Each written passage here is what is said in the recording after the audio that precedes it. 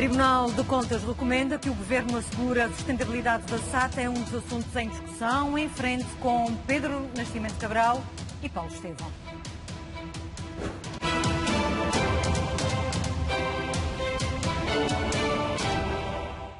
Em frente hoje Pedro Nascimento Cabral e Paulo Estevão. Obrigada por terem vindo. Paulo Estevão, boa noite. Começamos por si, começamos por esta revisão do modelo do sistema autonómico. Acha que ainda é possível fazer-se este debate alargado em pouco tempo? Em primeiro lugar, muito boa noite, Berta. Boa noite, Dr. Pedro Nascimento Cabral e aos nossos telespectadores. Eu acho que é possível. Até porque o conjunto de matérias que nós estamos a discutir neste momento, há matérias que implicam uma revisão da Constituição, como por exemplo a extinção do cargo de representante da República, ou também uma ideia que nós apresentámos, a criação de uma Polícia Regional, aí é necessário efetuar alterações constitucionais, mas há outras matérias que estão em cima da mesa, nomeadamente uma velha proposta do PPM, que o Partido Socialista agora está a apresentar, que é a possibilidade de candidaturas de listas de independentes à Assembleia Legislativa da Região Autónoma dos Açores. Isso é possível, é só modificar a lei eleitoral e o estatuto, porque a Constituição o que prevê é apenas que existe uma restrição em relação aos candidatos que se apresentam para a Assembleia da República no âmbito de partidos e, portanto, é possível alterar a lei eleitoral e consagrar a existência de listas de independentes sem alterar a Constituição e, por outro lado, só para referenciar mais uma das questões que estão a ser discutidas, a questão das listas abertas, ou seja, a possibilidade do eleitor poder selecionar e ordenar livremente a lista de candidatos dos partidos. Esta alteração também é possível sem alteração da Constituição. Portanto, é possível até outubro consensualizar algumas destas matérias. Pedro Nascimento Cabral, é também desta opinião. Nós temos a revisão do último estatuto, talvez possa ser o que temos de mais próximo para poder fazer uma comparação com o que se está a passar. E não foi nada rápida a revisão do Estatuto Político-Administrativo. Boa noite, Berta. Boa noite, Dr. Paulo Estevão, os telespectadores que nos veem lá em casa. Eu partilho das premissas do Dr. Paulo Estevão, não concordo com o timing dele. Acho que um processo de revisão do Estatuto é uma coisa demasiado séria para ser feita, sobretudo em ano de eleições. Nós estamos praticamente já a iniciar o mês de fevereiro, as eleições estão marcadas para o mês de outubro e tenho sempre a sensação de que quando as coisas são feitas em cima do joelho, raramente dão boas soluções. Se há algumas situações... Ouvimos o líder do PSD dizer que já analisa o assunto, já discute o assunto há 3 anos. Mas o problema é este, o problema é que este debate não pode ser feito entre 4 paredes de um hotel. É preciso trazer para fora, trazer à sociedade civil açoriana também, chamar à colação esta sociedade para que se possa pronunciar sobre determinadas situações. Por exemplo, é ou não é importante para o aprofundamento da autonomia dos Açores a criação da figura do Presidente dos Açores?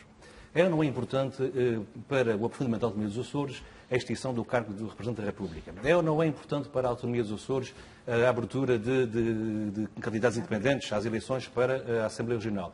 Eu acho que isto são questões que não podem ficar confinadas somente aos partidos políticos e às paredes onde eles circulam. É necessário trazer este debate à sociedade civil açoriana. Nós temos, e por iniciativa do Paulo Estevão, um instrumento que é o referendo e que a sociedade é uma excelente oportunidade para, no aprofundamento da autonomia dos Açores, as açorianas e os açorianos serem chamados a este debate.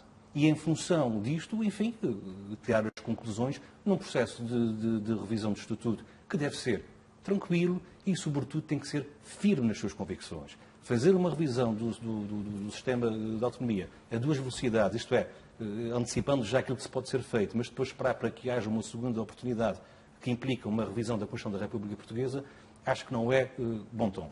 Não é um bom princípio. Bom princípio. Mas posso à só vontade, uma chega muito estão abertos, rápida. nós estamos aqui num espaço de debate. Uma chega muito rápida. A questão é esta. Nós o que estamos a tentar encontrar é uma consensualização de posições.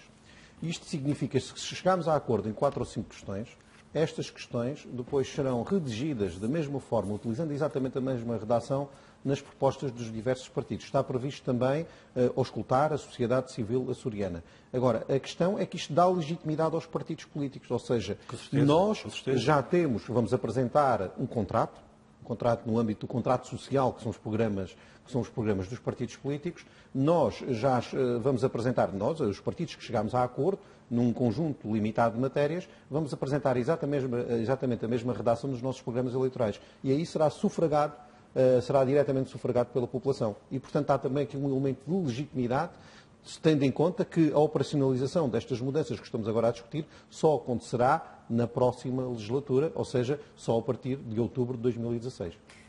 Não se desconhecendo-se ainda quem lá estará nesta legislatura e que partidos estarão representados na Assembleia Legislativa Nacional.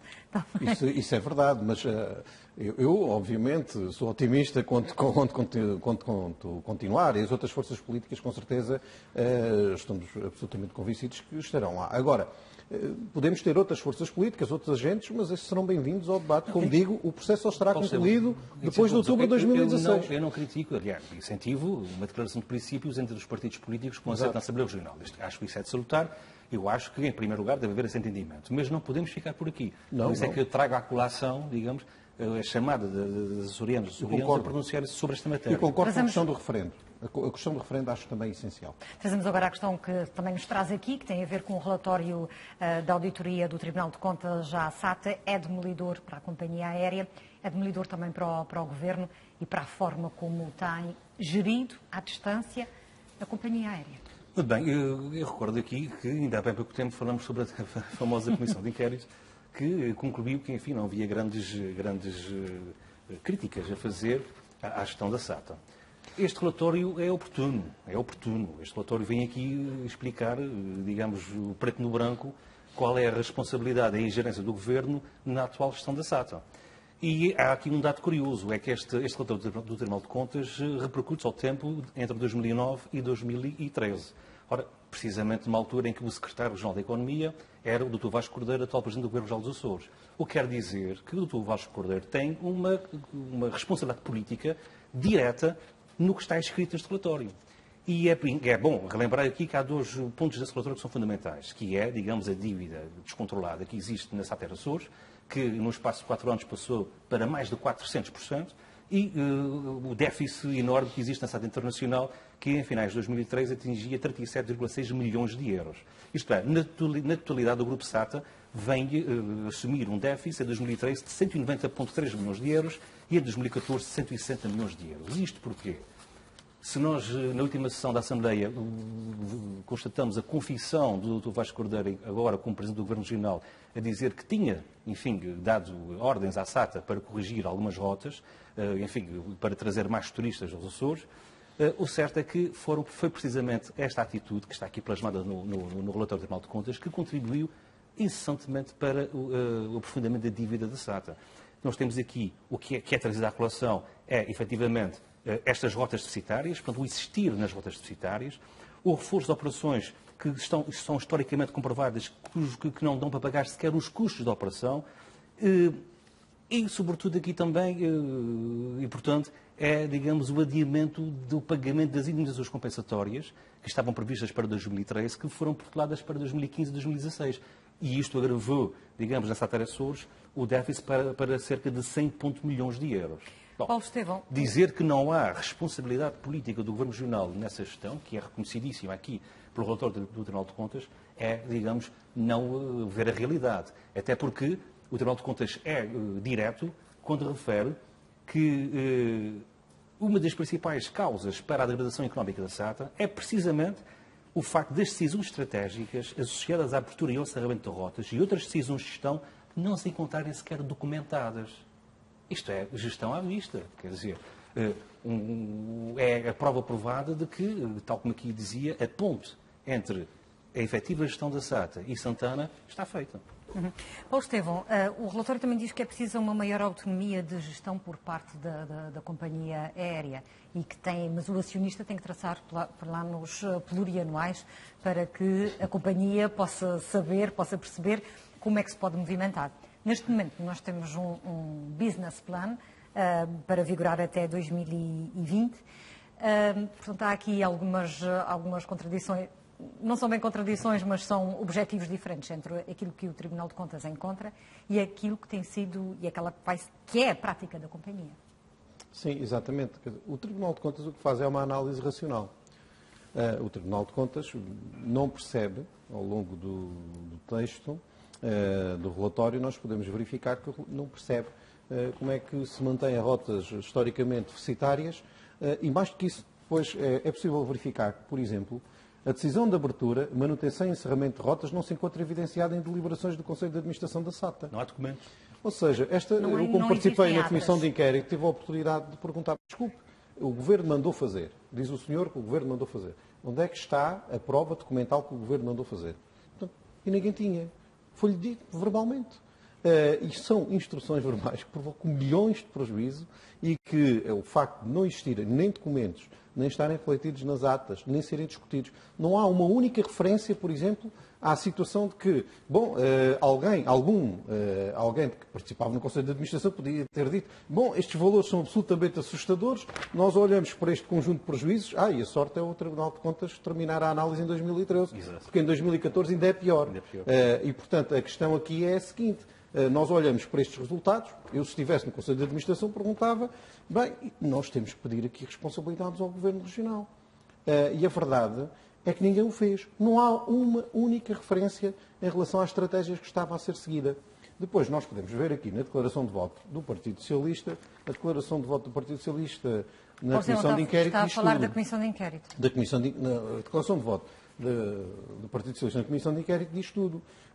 Diz que o Governo deu instruções para que se realizassem estas rotas deficitárias, desde que outras rotas em que fosse possível obter lucro conseguissem manter o equilíbrio. Ora, não existe nenhum equilíbrio. Como o Tribunal de Contas referencia, há um desequilíbrio gravíssimo que se acentua, que em 2013 já tinha proporções assustadoras aqui para o Tribunal de Contas e, entretanto, em 2014 ainda é pior. Portanto, há muito tempo que a SATA sabia que estas rotas eram deficitárias, que não havia cobertura por parte das rotas que estavam a dar lucro naquele período. Portanto, existia um déficit de exploração muito grande.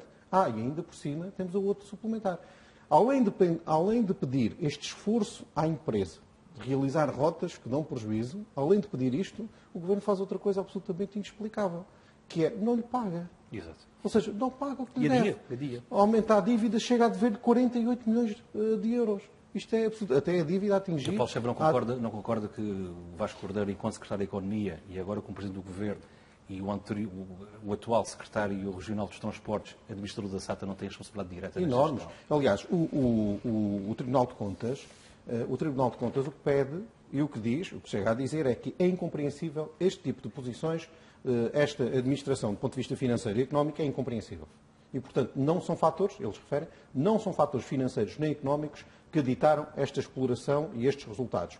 Os fatores são evidentes, são políticos. Isto é que a Comissão de Inquérito deveria ter concluído sobre a responsabilidade política de quem tutelava a empresa, de quem obrigou a empresa a realizar estas Mas rotas. que a maioria parlamentar do Partido Socialista não admitiu. Não admitiu, mas o Tribunal de Contas atribui essa responsabilidade. E mais, chega a uma conclusão, eu não quero ocupar muito tempo aqui da nossa discussão, mas chega a uma conclusão que é evidente.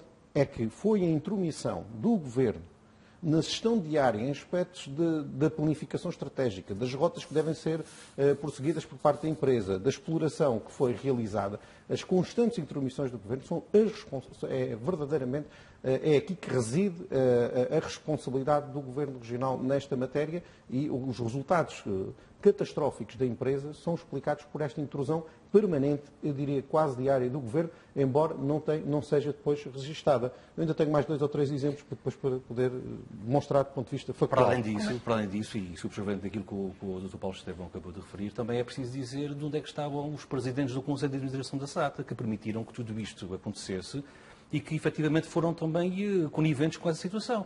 Se efetivamente o Presidente do Conselho de Administração da SATA, ou o seu respectivo Conselho de Administração, se verificassem que essas rotas não eram rotas que pudessem... Temos mais do que um neste período. Temos mais do que um, na altura, enfim. Então não há... Há um que se foi embora no meio de uma comissão de inquérito. Isto é deplorável. Ainda teve um voto de louvor. Esta situação é deplorável, ainda para mais, no meio de uma comissão parlamentar de inquérito e, digamos, com um plano de ação aprovado, que é uma situação completamente deplorável. Mas não há, digamos, nenhum Presidente do Conselho de Administração que tivesse discordado disso, ou pelo menos manifestado junto do Governo Regional que este não era o melhor caminho. Enfim, são todos coniventes com essa situação. E agora, o que me custa, tal como eu tinha referido no último programa, é que se os Presidentes do Conselho de Administração vão-se embora, O Governo Regional subia para o lado e nós temos mais uma vez que assumir essa responsabilidade. Nós, açorianas e açorianos, contribuintes. Porque continua a haver... Não continua a haver responsabilidade. A responsabilidade de gestão? O Tribunal de Contas chega a fazer aqui uma recomendação que é de bradar aos céus. Quer dizer, é pedir o mínimo dos mínimos. É que haja documentação que sustente uma determinada política aérea passada. Mas isso é uma gestão à vista. Fossem esses senhores, digamos, presidentes de empresas privadas, e todas elas estavam na falência e os senhores estavam no desemprego. Porque é assim, a realidade é esta. E só não estão porque, enfim, há sempre um conjunto, sempre uma população que aqui está, que, enfim, tem que pôr a mão no bolso e continuar a pagar os desmandos do Governo Regional e dos respectivos presidentes do Conselho de Administração da SATA. Paulo Estevão, temos que terminar com estes seus exemplos que ainda queria dar. Isto é uma catástrofe, as pessoas não acreditam, só quem esteve na Comissão de Inquérito. Há um estudo de 330 mil euros que é elaborado. E passados os meses eles dizem, bom, este estudo, 330 mil euros, não serve. Outro. Há decisões deste tipo. E os membros do Conselho de Administração continuam, todos foram reconduzidos pelo ótimo trabalho que o Tribunal de Contas acaba agora de descrever. E outra coisa que nós encontramos nos documentos da empresa, de facto, por parte que existia uma responsabilização por parte do Governo Regional em relação ao Centro de Treinos de Santa Maria de €500 mil, que foi apresentado antes das eleições. Bom, este documento esteve lá e, de repente, no ano seguinte, esta responsabilidade do Governo Regional, que não está sustentada do ponto de vista de nenhum documento, portanto, o Presidente do Governo Regional deve ter dito uma coisa deste tipo. Não, avancem com o centro de treino, que nós damos €500 mil. E esse €500 mil não apareceu e a SATA ficou com o prejuízo. Portanto, aqui podemos ver o amadorismo e a negligência da forma como está a ser gerida esta empresa. Acho que o Dr. Paulo Menezes, o atual Presidente do Conselho de Administração da SATA, tem uma excelente oportunidade de demonstrar aqui como é que essa empresa deve ser gerida. Ele tem pergaminhos firmados nessa matéria. Ele tem uma oportunidade de ouro de dizer qual é o melhor caminho para a SATA. Mas ele já disse que vai fazer tudo o que o Governo lhe mandar fazer.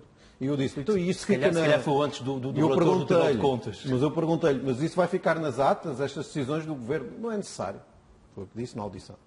Pode ser que depois do relator do Tribunal de Contas mude de opinião. Pedro Nascimento Cabral, Paulo Estevão, muito obrigada por terem vindo em frente esta noite ao Açores 24.